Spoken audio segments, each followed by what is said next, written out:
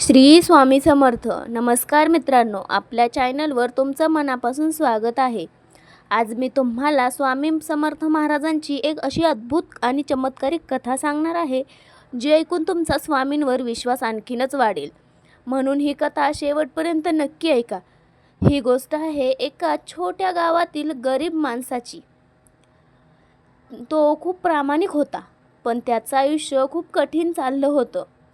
त्याच्या घरात रोजचं जेवण मिळणंही कठीण झालं होतं. त्याची बायको आणि लहान मुलं उपाशीच झोपायची. तो रोज देवाला प्रार्थना करायचा, देवा, माझ्या कुटुंबाला वाचव, मला काहीतरी मार्ग दाखव. एक दिवस त्याला कोणीतरी सांगितलं, अक्कलकोटला जा, तिथे स्वामी समर्थ आहेत, ते नक्की तुझी मदत करतील.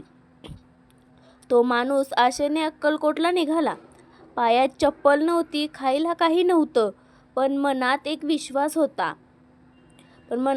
विश्वास होता, स्वामी मला मदत नक्की करतील. काही दिवसांनी तो अक्कलकोटला पोहोचला आणि स्वामी समर्थांच्या दर्शनाला गेला. तो स्वामींसमोर गेला आणि रडू लागला, स्वामी, माझं आयुष्य खूप कठीण आहे, माझ्या कुटुंबाला वाचवा, मला काहीतरी मार्ग दाखवा. स्वामी समर्थ शांतपणे त्याच्याकडे पाहत होते आणि अचानक हसले. स्वामी म्हणाले, जा, तुझ्या घरी जा, सगळं ठीक होईल. तो माणूस थोडा गोंधळला. इतकंच? काहीच उपाय नाही? पण तरीही तो स्वामींवर विश्वास ठेवून घरी निघाला. जेव्हा तो घरी पोहोचला, तेव्हा त्याने जे पाहिलं ते पाहून तो थक्क झाला. त्याच्या घरात भरपूर धान्य होतं, काही पैसेही आले होते. त्याची बायको म्हणाली, कुणीतरी अनोळखी माणूस हे सगळं देऊन गेला. तो माणूस लगेच समजला, ही स्वामी समर्थांची कृपा आहे.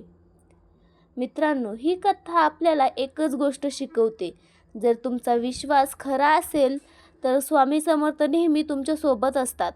कधी ते थेट मदत करत नाहीत, पण योग्य वेळी चमत्कार नक्की घडवतात.